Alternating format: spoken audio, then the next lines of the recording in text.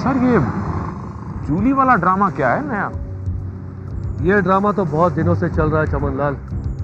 इस पर एक पर्दा गिरा हुआ था जो अब उठ चुका है। तो पर्दा अगर आप उठाए तो आपने ये नाटक पहले कैसे देख लिया सर? ताक झांक कर। ताक झांक कर मतलब आप में भी ये ताकने झांकने की आदत है? शराब चमनलाल, काम की बात करो। काम की बात ही करता हूं सर, ऑलवेज आपके साथ जो रहता हूं हमेशा काम की बात यह है। हमें अब यह पता करना होगा कि जूली नाम की लड़की, पहले एक बाप था, बाप मरा तो जूली आ गई। कमाल की बात यह है कि बाप के मरने के बाद जूली आई सर। अब हमारे इंतजार की घड़ियां खत्म हो गई। इस कहानी का अंत। इंसान को तो देखो, औकात 4 रुपए की नहीं है, बातें हमेशा 400 करोड़ की करता है। हाँ संजय साहब कहिए। हाँ इंस्पेक्टर हमीद। संजय साहब वो किसी काम से आउट ऑफ टाउन गए हैं। कहिए मैं क्या खिदमत कर सकता हूँ आपकी? आप लोग किसी लायक हैं ही नहीं। संजय साहब ये क्या कह रहे हैं आप? वही जो सच है। मेरी पत्नी को लापता हुए इतने दिन हो गए हैं और अभी तक कोई खबर नहीं मिली। देखिए संजय साहब, हमने कोशिशें कर ली, काफी कोशिशें की हमने। कोशिश लोगों ने कोई काम कर लिया होता तो शायद काफी केस सॉल्व कर चुके होते अब तक। आप कानून पर उंगली उठा रहे हैं, ये जुर्म है। ठीक है, अगर मैंने जुर्म किया है तो आइए, मैं घर पर ही हूं, आके मुझे गिरफ्तार कर लीजिए। आप लोग सिर्फ शरीफ लोगों पर उंगलियां उठा सकते हैं और कुछ नहीं कर सकते आप। संजय साहब मुझे लगता है इस वक्त आपका दिमागी हालत ठीक नहीं है। बेहतर यही होगा कि हम लोग बाद में बात करेंगे। क्यों? सच्चाई कड़वी लगी आपको? मैं अपनी पत्नी के बारे में जानना चाहता हूं। अगर आप लोग कुछ नहीं कर सकते तो मुझे शायद कमिश्नर साहब के पास जाना पड़ेगा। देखिए संजय साहब, ये केस मिस्टर ब्रजेश का है, मैं उनका जूनियर हूं। बेहतर यही होगा कि आप उससे जवाब दीजिए, समझे आप?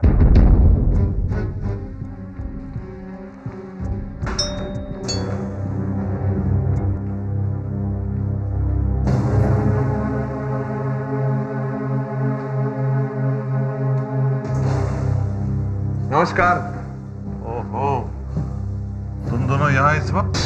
वो संजय साहब बात यह है कि रोहन साहब मैं हूं ना, मैं समझाता हूं। संजय साहब इस वक्त का क्या मतलब काम के लिए कोई वक्त थोड़ी होता है सर। हम लोग उस तरह के वर्कर हैं। अब अनुराधा मैडम ने नौकरी से निकाल दिया, इसका मतलब ये थोड़ी कि हम लोग काम से गए। आपके भाई साहब ने नौकरी दी हमें तो मन किया छोटे साहब से मिलने का, चले आए सर। और संजय साहब, जब तक आप हमें अपने घर के अंदर नहीं बुलाएंगे तो हम आपके मतलब की बात कैसे करेंगे? जी कहो क्या बात है? संजय साहब अब आप तो हमें उस साबुन बेचने के लिए आते हैं ना, सेल्समैन टाइप, वहीं से बाहर से टरका रहे थे, आउटसाइड से। ऐसे थोड़ी होता है संजय साहब। नहीं सर, अंदर बुलाते, कुछ चाय वाय पिलाते। वैसे गर्मी बहुत है, क्यों रोहन साहब? ठंडा चलेगा नहीं? बेहतर यह होगा कि आप लोग यहाँ से चले जाइए। ये रहा दरवाजा। संजय साहब, आप हमारी बात को मजाक में मत डालिए। कहीं ऐसा ना हो कि जो दरवाजा आज आप हमें बता रहे हैं, कल इसी दरवाजे से आपको अपना बोरिया बिस्तर लेकर जाना पड़े। बकवास बंद करो और काम की बात करो। मैं काम की बात करने आया हूं संजय साहब। जिस लड़की को आप अनुराधा समझ रहे हैं, वो लड़की अनुराधा नहीं बल्कि कोई और है। मैं और चमनलाल तुम्हें यही बताने आए हैं। मैं बिजनेस की बातें घर पे नहीं करता। क्या बात कर रहे हैं संजय साहब? वैसे घर पर करते क्या है सर आप? तुम दोनों की इसी बातों से मुझे चिढ़ आती है, क्योंकि तुम्हारी बातों में ना कोई सर है ना कोई पांव। क्या बात कर रहे हैं संजय साहब? वैसे रोहन साहब सही कहा इन्होंने। नहीं लेकिन आज फॉर अ चेंज हमारे बातों में सर भी है और पांव भी सर। जैसे मैंने आपको दरवाजे पर बताया, हमने अनुराधा मैडम की नौकरी छोड़ दी है सर। छोड़ी नहीं, तुम दोनों वहां से निकाले गए हो। क्योंकि हम लोग सच्चे थे, इसलिए हमें वहां से निकलना पड़ा। जी लेकिन आजकल सच्चे लोगों की वैल्यू नहीं है। अब संजय साहब, मुझे लगता है इस वक्त आपका मूड कुछ ठीक नहीं है, इसलिए आप उखड़ी उखड़ी बातें कर रहे हैं। नहीं, वैसे तुम दोनों चाहते क्या हो? बर्बादी संजय साहब। नहीं आप लोगों की नहीं, अनुराधा मैडम की बर्बादी चाहते हैं। कंप्लीटली बर्बाद देखना चाहते हैं। वो एक ऐसे प्रोजेक्ट में हाथ डाल रही है जिसमें उन्हें उम्मीद है कि उन्हें बहुत बड़ा फायदा होने वाला है। और अगर वो प्रोजेक्ट आपके हाथ लग गया ना संजय साहब, तो समझ लीजिए कि उसके मुंह पर एक करारा तमाचा पड़ेगा। लेकिन ये कैसे मुमकिन है? नामुमकिन को मुमकिन करना ही तो चमनलाल सिन्हा और रोहन का काम है। अब संजय साहब मैं आपको समझाता हूं। बताओ। चना जोर गरम बाबू हम लाए मजेदार। मैं समझाता हूं शॉर्ट में आपको, जब तक आप 1 या 2 रुपए का सिक्का उस चने वाले की तरफ नहीं फेंकते तब तक वो भी चने की पुड़ी नहीं बांधता ना संजय साहब। तो तुम दोनों चने बेचने आए हो? नहीं संजय साहब, चने नहीं, हम एक राज की बात बताने आए और उस राज की कीमत वसूल करने आए। जी अगर मैं कीमत ना दूं तो नौकरी तो है ही संजय साहब, और उसकी तनख्वाह भी आप हमें देते ही हैं, उसी से गुजारा कर लेंगे। आप क्या कर सकते हैं संजय साहब, मैंने सोचा आप एक अच्छे बिजनेसमैन हैं, अकल की बात करेंगे, लेकिन अफसोस बड़े बेआबरू होकर हम तेरे कूचे से निकले। धोखा हुआ था मैं आपके बारे में। चलो चमनलाल जी, मेरा चना बना है आला, इसे खाएगा कोई दिल वाला। सुनो, चना तो बिक गया संजय साहब। कीमत बताओ। बिक गया सर। 1 मिनट, 1 लाख रुपए। 1 लाख? आपके लिए 10 रुपए कम। चमनलाल, जब धंधे की बात शुरू होती है तो अपना मजाक बंद कर दिया करो। I am sorry sir. तो कमिट नहीं। संजय साहब, 1 लाख में 1 रुपया भी कम नहीं होना चाहिए। ठीक है, मैं कल ही सारी रिपोर्ट तैयार करके आपके ऑफिस भिजवा देता हूं। और इससे पहले रुपए हम तक पहुंच जाने चाहिए संजय साहब। मंजूर है। गुड, ये हुई ना धंधे की बात। अब गुड बाय कहना ठीक होगा नहीं रोहन साहब? नहीं चमनलाल, गुड बाय नहीं, good night. Good night. Sweet dreams. Good night Sanjay साहब।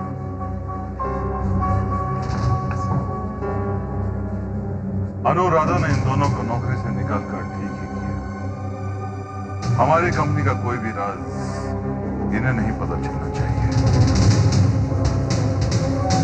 कौन हो तुम और क्यों आए हो यहां पर?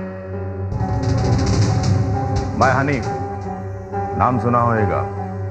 तेरा लाइफ बहुत डेंजर में, मतलब तेरा जिंदगी का चौपड़ी भर गया, अभी तेरे को ऊपर जाने का। तुम जानते हो तुम क्या कह रहे हो? वही जो तुम सुनता है। तेरा नाम का सुपारी लिया मैं, पूरा 5 लाख रुपया मिला। बहुत महंगा बिका तेरा लाइफ।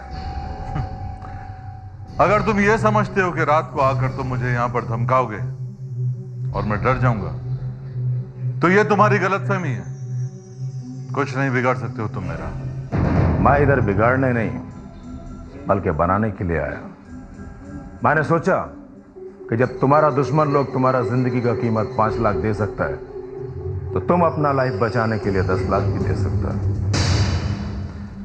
ये कहकर तुम मुझे ब्लैकमेल करना चाहते हो? हाँ, ब्लैकमेल करना नहीं चाहता, ब्लैकमेल करता है। अपना क्या है, 5 लाख रुपया ले लेगा, एक गोली चला देगा।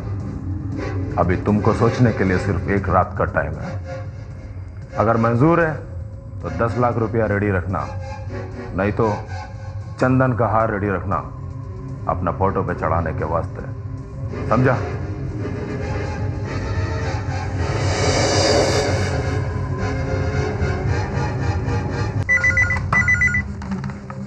Hello, inspector Hamid. हाँ हाँ, बोलिए संजय साहब, सब ठीक? इंस्पेक्टर हमीद, मेरे पास कोई हनीफ मलबारी करके आया था। किसी ने उसे मेरी सुपारी दी है। वो कल सुबह फिर आएगा। वो चाहता है कि मैं उसे 10 लाख रुपए दे दूं। संजय साहब, अब सारा केस मेरी समझ में आ गया है। आप बिल्कुल फिक्र मत कीजिए। दोबारा अगर हनीफ मलबारी का फोन आए तो उससे कहना कि आप रुपए देने के लिए तैयार हैं। क्या मतलब? मैं समझा नहीं।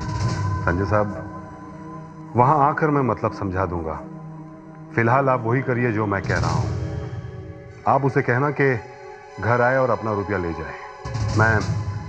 मैं थोड़ी ही देर में आपके पास पहुंच रहा हूं। Okay, bye.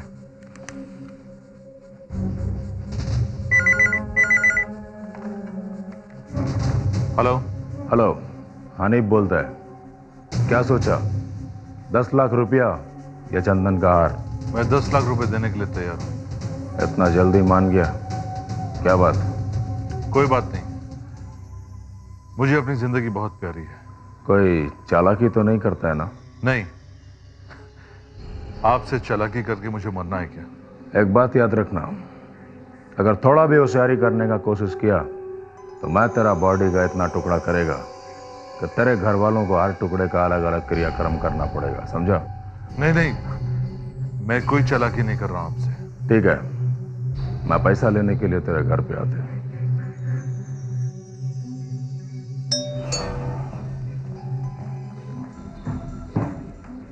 संजय साहब नमस्कार। रोहन साहब जिंदा हैं ये तो? सॉरी नहीं, मतलब आपने इतनी देर लगा दी दरवाजा खोलने में, हमको लगा कि आप निकल लिए, मतलब कहीं बाहर गए हैं। संजय साहब, ये रही वो प्रोजेक्ट की फाइल। इसमें सारी डिटेल्स लिखी हुई है। मैं चाहता हूं कि आप इसे आराम से पढ़ने के बाद वो प्रोजेक्ट उस अनुराधा से छीन लीजिए। गुड। गुड कहाँ संजय साहब? गुड तो हमारे लिए तब होगा जब हमारे हाथ में करारे करारे हरे पत्ते आएंगे तब। तुम्हें पैसे कल ऑफिस में मिल जाएंगे। अब एक्सक्यूज मी संजय साहब, एक कल फाइल भी ऑफिस में ही ले लीजिएगा। कमललाल, होश में रहकर बात करो। फाइल लौटाओ इन्हें। लेकिन सर। फाइल लौटाओ इन्हें। जी सर। संजय साहब आई एम सॉरी। संजय साहब, कल पैसे हमें मिल जाएंगे ना? श्योर। Thank you. हम चलते हैं। मैं भी चलता हूँ संजय साहब, लेकिन एक बात कहकर जाऊंगा। उस दिन भी चाय नहीं पिलाई, आज भी चाय के लिए नहीं पूछा आपने। कोई बात नहीं सर, अगली बार 3 कप चाय एक साथ पिला दीजिएगा। चमनलाल, तुम आदमी बहुत अच्छे हो, थैंक यू संजय साहब। लेकिन बकवास बहुत करते हो। पैसे मिल जाएंगे। इसी की बोलने की खाता हूँ संजय साहब मैं। You can. थैंक यू, मिलते हैं दोबारा से।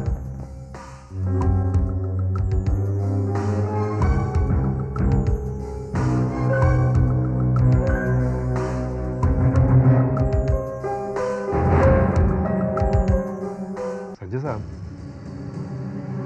आप खामा परेशान हो रहे हैं। हो सकता है कि हनीफ मलबारी ने आपको सिर्फ डराने के लिए हरकत की होगी। नहीं इंस्पेक्टर, वो सच कह रहा था। मुझे डरा कर उसे क्या मिलेगा? संजय साहब, यह भी तो हो सकता है कि ये चाल आपके किसी दुश्मन की हो। शायद वो आपको डराना या धमकाना चाहते। नहीं, मैं इस मामले को इतना इजी नहीं लेना चाहता हूं। वैसे ही हम बहुत परेशानियों से गुजर रहे हैं। संजय साहब, आप खुद ही सोचिए, अगर हनीफ मलबारी को आपसे रुपये लेना होता या वो आपको मारना चाहता तो अब तक के आ गया होता, लेकिन वो अब तक आया नहीं। हो सकता है कि आपके जाने के बाद आए। ठीक है, आपकी तसल्ली के लिए मैं कुछ देर और यहां इंतजार कर लेता हूं। संजय साहब, उस फोन से पैरेलल लाइन कौन सी है? ये दोनों ही पैरेलल हैं। ठीक है, आप फोन उठाइए।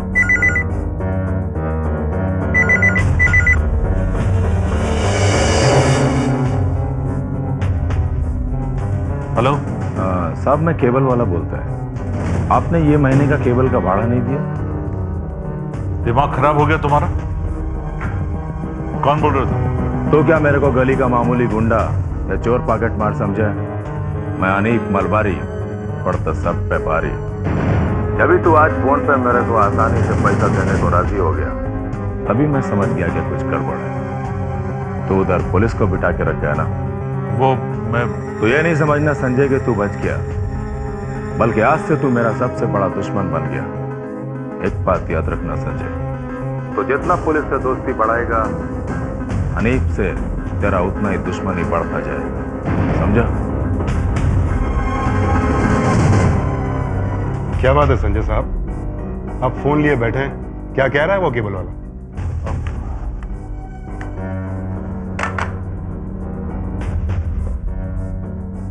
कुछ नहीं।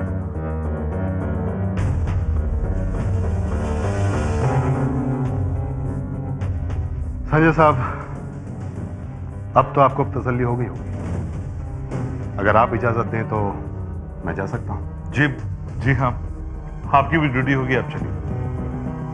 संजय साहब, अगर ऐसी वैसी कोई भी बात हो जाए तो आप मेरे सेल पे कांटेक्ट कर सकते हैं। ओके मैं चलता हूं। ओके।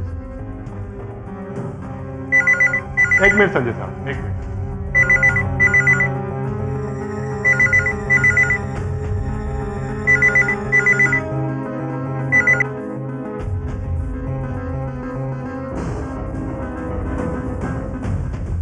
परेशान होने की जरूरत नहीं है संजय साहब। कोई भी मुजरिम कानून से बड़ा नहीं होता और ना ही कोई ताकत। इस बात को आप भूलना नहीं। चलो।